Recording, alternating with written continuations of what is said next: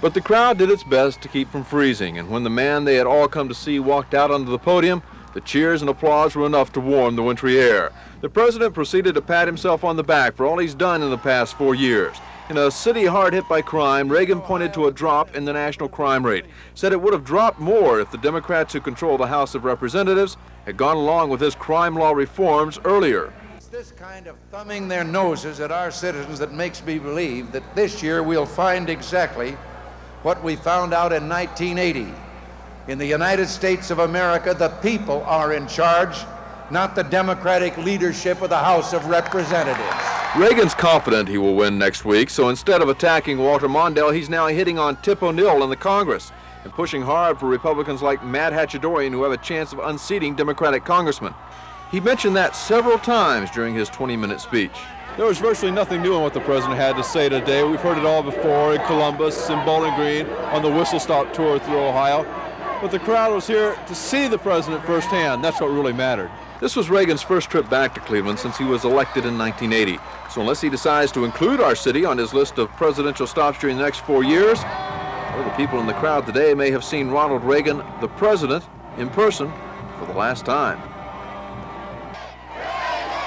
For 14-year-old Oleg Zinchuk, today is a first. The first time ever to see a president in person. Oleg came to America and Beechwood with his parents 6 years ago from Russia. What he saw today would be hard to describe to friends back in his homeland. I don't think they'd really imagine what it would be like because there's nothing like it in Russia. Mircea Streza is a little bit older, but he too saw his first president in person today. Mircea is from Romania. He came to America 17 years ago. I was all around the world, including 5 years in Russia in World War II. For many people here, this was merely a curiosity, a once-in-a-lifetime chance to see something and somebody called a president. It's one thing to be here, it's another thing to see something. From here in the middle of the pack, about all you get are the backs of other people's heads. So when many people finally got their peek, they just left. I just wanted to get a glimpse of him, that's all. But that wasn't all for Oleg and Mircea. They stayed to the finish not just because they support Ronald Reagan, but because this was more than just a curiosity for them. It is a reason for being here, for becoming an American. I'm a little overwhelmed by it. America is the best country in the world. Marty Gould, TV5 Eyewitness News. Walter Mondale wore a football jersey, courtesy of his hosts at Admiral King High School. The Fightin' Fritz costume was too late for Halloween, of course, but in time Mondale hopes to gain a few final yards of Ohio's political turf. This contingent from Oberlin proved that not all college students are young Republicans majoring in business administration.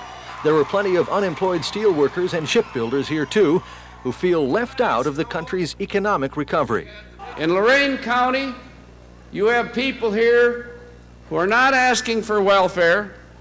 You're not asking for handouts. You're not asking for somebody else to take care of you. You're asking for the chance to have a decent job so you can care for yourself and your family and have the dignity that comes with work.